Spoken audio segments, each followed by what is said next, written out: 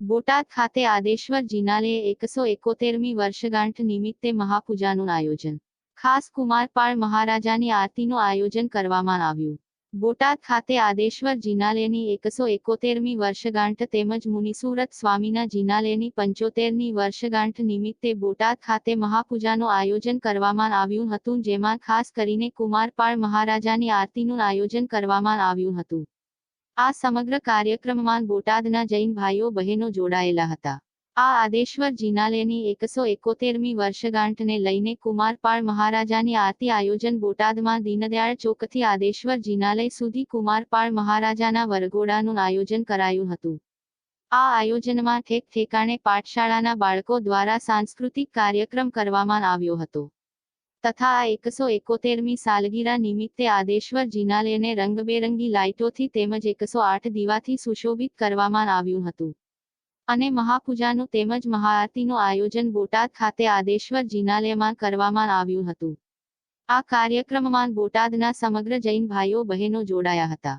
આ સમગ્ર કાર્યક્રમનું આયોજન પૂજ્ય ગુરુદેવ જયપ્રભ મહારાજ સાહેબ તેમજ જીનદર્શન મહારાજ સાહેબ દ્વારા કરવામાં આવ્યું હતું.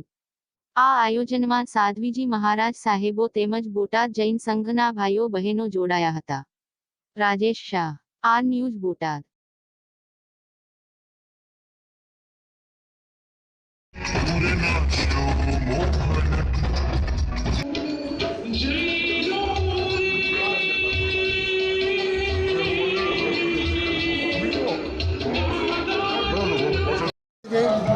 કમલેશભાઈ ચીકાણી, સંઘના ટ્રસ્ટી. આજે કુમારપાળ મહારાજાનો દેરાસરના પ્રતિષ્ઠા નિમિત્તે સાલગીરા નિમિત્તે ઉત્સવની ઉજવણી કરવામાં આવી છે.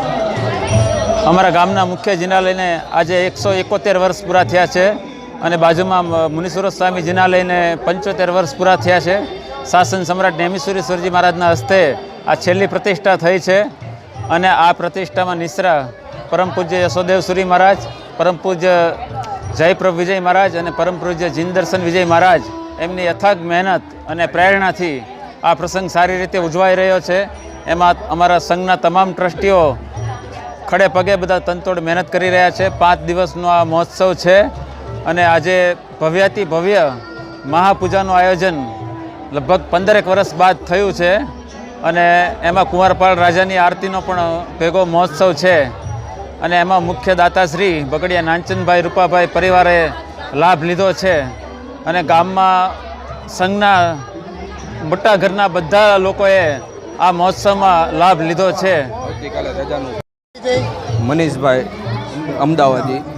આજનો ઉત્સવ છે કયા પ્રસંગે અને શેનાની અનુરૂપ? આજનો ઉત્સવ મહાપૂજા અને કુમારપાળ મહારાજાનો વરઘોડો અને આરતી શેના નિમિત્તે છે?